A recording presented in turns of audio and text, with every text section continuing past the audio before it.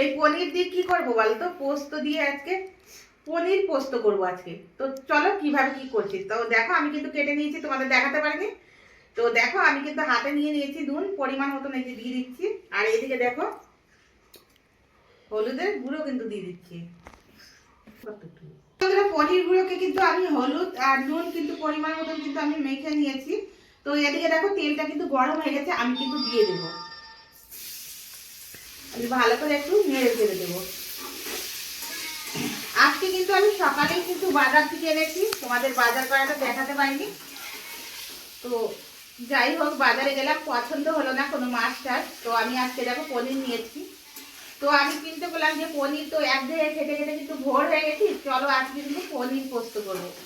তো দেখো এদিকে কিন্তু পনিরটা কিন্তু ভাজা হয়ে যাচ্ছে, আর এদিকে দেখো কিন্তু আমি পোস্তটা এখানে অলরেডি কিন্তু রেখে দিয়েছি ধুয়ে। তো আমি কিন্তু এদিকে পনিরটা কিন্তু ভাজা হবে, আর এদিকে কিন্তু আমি পোস্তটা বেটে দেবো। আমি কি দেবো বলো তো পনির পোস্ততে?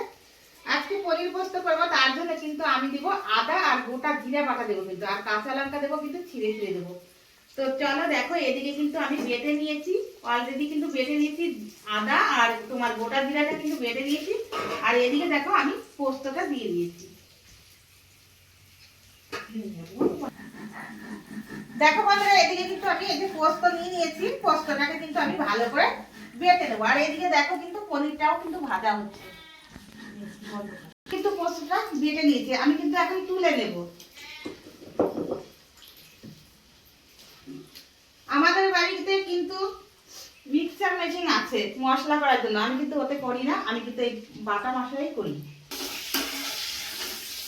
সুন্দর করে কিন্তু আমি ভেজে নিয়েছি, একদম কিন্তু লাল করিনি, কেননা পনির করতে হবে, তার জন্য কিন্তু আমি একদম বেশিও না একদম কমও না, মিডিয়াম কিন্তু আমি ভেজে নিয়েছি। এখন কিন্তু দেখো আমি কিন্তু তুলে দেবো।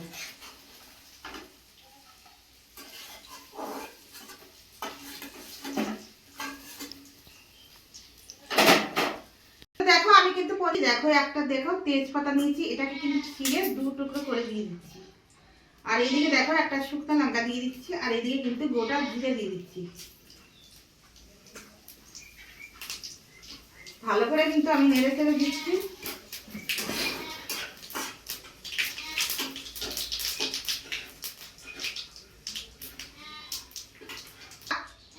জিরা আর আদা বাটা কিন্তু আমি এখন দিয়ে দেব।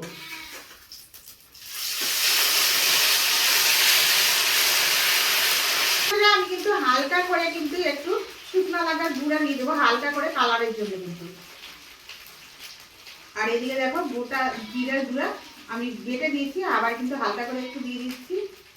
আর এদিকে দেখো রাঁধুনি গুঁড়ো কিন্তু আমি দিয়ে দিচ্ছি, আর এদিকে কিন্তু নুন দিয়ে দিচ্ছি। আমি কিন্তু আমি ভালো করে নেড়ে ছেড়ে নেবো। কষানো হয়ে গেছে, আমি কিন্তু পরিমাণ মতন কিন্তু আমি জল দিয়ে দিচ্ছি।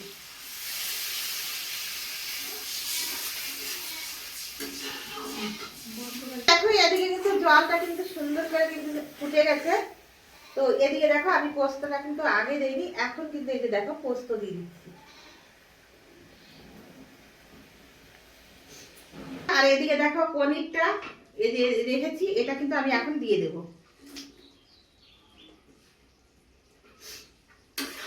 ভালো করে একটু নেড়ে ছেড়ে দেবো।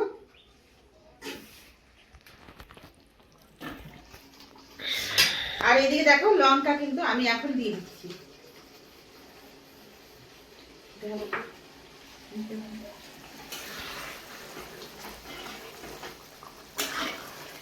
পোস্ত করবা তাহলে কিন্তু সবাই খাবে, আর খেতে কিন্তু দুর্দান্ত স্বাদ হবে একটা খেতে কিন্তু। তো দেখো আমি কেন করছি বলতো, আমি কিন্তু এক জায়গায় ঘুরতে গেছিলাম পিসি বাড়ি, ওখানে যেয়ে কিন্তু খেয়েছি, তার জন্য কিন্তু আমি বাড়িতে নতুন করে করলাম। তো দেখো তোমাদের কার কিরকম লাগে জানি না, একবার অন্তত আমার মতন করে বাড়িতে তোমরা অবশ্যই কিন্তু ট্রাই করবে। ট্রাই করে কিন্তু বলবে যে কেমন হয়েছে খেতে পনির পোস্তটা। তো চলো আমি কিন্তু এখন নামিয়ে নেবো।